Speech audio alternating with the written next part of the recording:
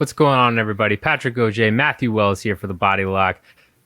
UFC 259 stacked to the brim. We're talking clearly the most stacked card of the year so far, 2021. We know a lot about the title fights. We got 3 of them.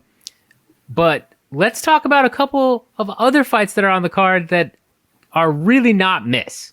You can't miss these. So, Matt, what are 3 fights on UFC 259 that are your can't miss fights outside of the championship fights?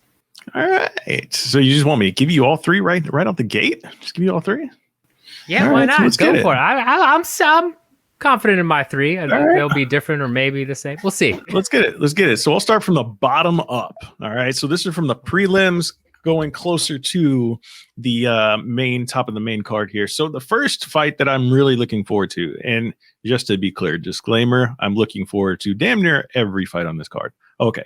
But these are the ones for the purpose of this video that I'm going to make sure that you, the viewer, do not miss. So the first one is Carlos Ulberg versus Kennedy Nzechukwu. I always mess up his last name. Sorry about that, Kennedy. But Kennedy versus Carlos Olberg, mainly because Kennedy is a Fortis guy, so I'm a little biased there. Kind of fighting out of Dallas, Texas. It's a big light heavyweight fight, man, because we have Carlos Olberg's teammate fighting later on in the evening, Israel Adesanya, daring to be great and challenge for a second championship. So teammate thing there, we're going to see if the teammate vibes are rocking early in the evening. Again, for personal reasons, hopefully they don't. Hopefully my Fortis guy can go out there and get the job done. So I'm looking forward to that one early in the evening. That one's on the prelims right there, light heavyweight bouts. My second fight that I'm really looking forward to, that I think everyone else should be looking forward to as well, Joseph Benavidez, Askarov. That is a big fight in the flyweight division. And as we all know, the flyweights deliver time and time again. On a fight card like this, we're going to be looking for fights that have a whole lot of action in them, because this is going to be one of those cards I think that's going to be really fun to watch. But I think a number of these fights can go the distance. But thankfully, a lot of them are at the lighter weight classes, so we will see a lot of action. And I think this is going to be one of those. This fight means a lot. Does Joseph Benavidez still have one more title run in him? Will he ever get another shot at the title as well? Like, even if he wins this, like, it's crazy because he's been given so many opportunities and he just keeps coming up short every time. But it's also a big opportunity for Askarov, undefeated guy, to go out there and really state his claim for, a shot at the title himself. So lot at stake for this fight, even though some people are overlooking it. And my last one, I'm going to stay on the prelims the whole way here because, the main card is just fire. But the final fight closing out the prelims, man, it's ridiculous that Dominic Cruz is on the prelims. Yes, that Dominic Cruz, former champ, one of the, well, depending on who you ask, best commentators in the game. He's fighting Casey Kenney, and we all know Casey Kenney's been in the news recently for negative comments said in a podcast forum. So interesting fight there. I think if old form Dominic Cruz shows up in any way, shape, or form, this should be a pretty easy night for him, in my opinion. But Casey Kenney can go. So it's going to be an interesting fight either way. So I'm curious to see if you have 3 different ones than me, or if we share any of those. So love those picks from top to bottom. Phenomenal choices, sir. And I came very close to putting Carlos Olberg versus Kennedy Nzechukwu. Again, I'm gonna mess that up. Butchered the name. Sorry. Yeah, apologies. Per usual. But yes, that definitely is a sleeper fight. Olberg is 2-0. He's had 2 professional fights. He's going up against a dangerous guy from Fortis. That should be a banger. But my fights are different because I figured you might go with that fight since your Fortis ties. Here's what I've got. So I will also go from the prelims up. And this, to me, this first fight that I'm going to say, I think this will be fight of the night. This is almost I'm going to go 95% fight of the night lock. And that is Kyler Phillips versus Songy Yadong.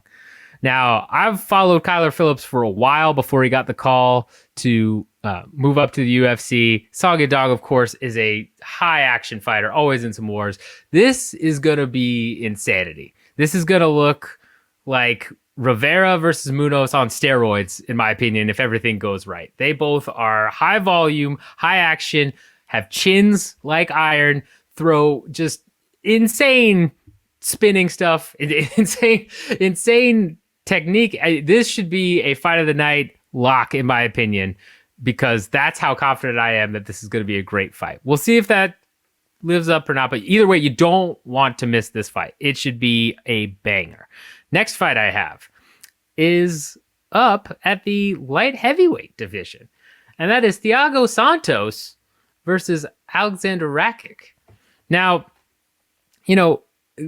a lot of people are looking at their last couple fights, each of these guys' last fights, and thinking, okay, not exactly barn burner stuff here, right?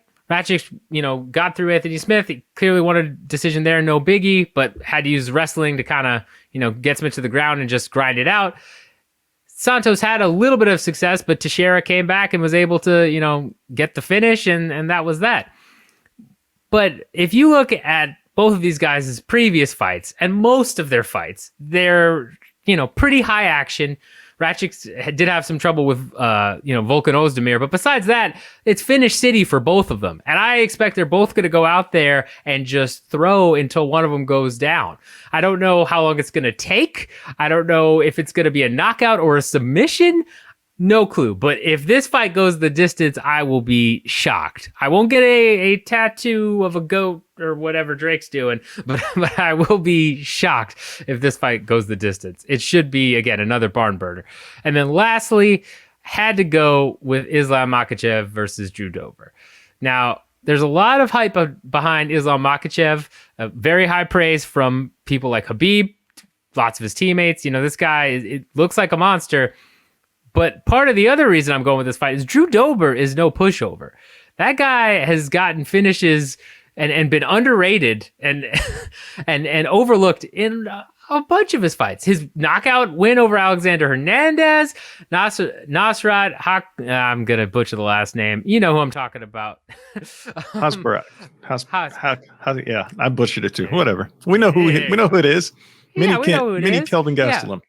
Exactly. And Polo Reyes, first round knockout. I mean, the guy is on a 3-fight win streak that are all by way of finish. This is not a pushover opponent that Makhachev is just going to roll through. This should be a really good fight because of both people involved, not just the Makhachev hype train. So for that reason, that is also a can't miss fight for me.